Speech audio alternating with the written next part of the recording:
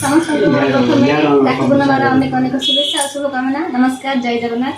देखो राखी बांधार फायदा गुड़िक कौन एटा मुझे गोटे राखी आनी आर मूल्य हूँ 30 टका। यहाँ मो सान भाई बांधी कम से कम 200 टका खंडे दब राखीर मूल्य 30 टका एथि मत 170 लाभ। वाह राखीर कि फायदा सांग मैंने ये तो गला सान भाई राखी ये देखिए मझे भाई राखी के पड़ता देखो ये राखीर मूल्य हूँ 50 टका।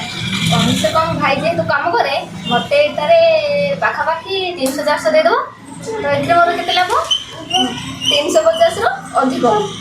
तो ये देखिए बड़ भाई राखी देख सांग मैंने यहाँ हूँ मो बड़ भाई राखी आर मूल्य 60 टका किंतु बड़ भाई जेहेतु समस्त बड़ आम सान सी मत पाखापाखि कम से कम 1000 टका देदेव।